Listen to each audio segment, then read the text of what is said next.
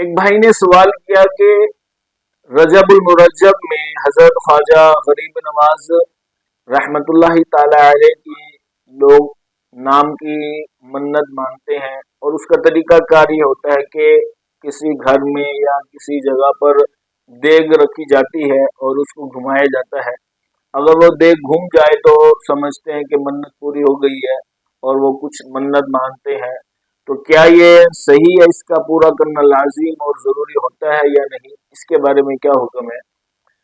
तो देखिए, मन्नत की दो किस्में होती हैं, और हमारे उर्फ में, रिवाज में आमतौर पर दो तरह की मन्नतें मानी जाती हैं। एक मन्नत शरई होती है और एक मन्नत उर्फी होती है।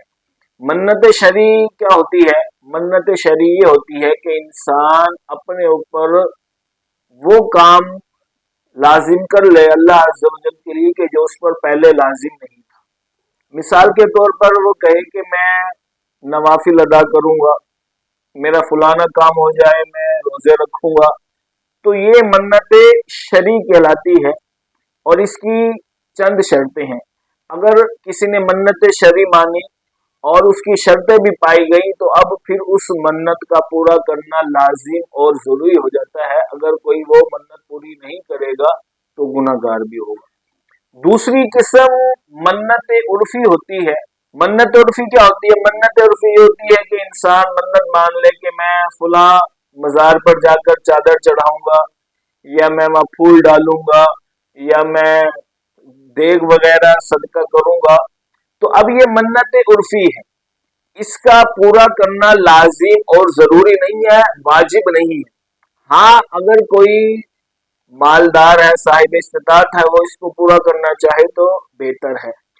तो जो सवाल में बयान किया गया कि हजरत ख्वाजा गरीब नवाज रहमतुल्लाहि ताला अलैह की मन्नत मानी जाती है और देग को घुमाया जाता है, तो इसका भी हुक्म यही है कि ये मन्नत उर्फी कहलाएगी, मन्नत शरई नहीं है।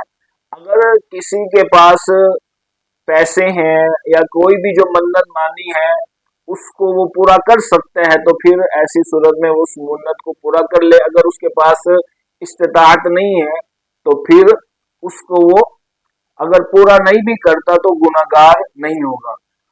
तो जिसने मुझसे ये सवाल पूछा था उसने ये भी कहा कि मेरे पास इस्तिताअत नहीं है, अब मैं क्या करूं? तो फिर इसका हुक्म यही है कि अगर उसके पास ताकत नहीं है, वो इसको पूरा नहीं कर सकता, तो अगर पूरा नहीं भी करेगा तो गुनाहगार नहीं होगा। वल्लाहु आलम बिस्सवाब।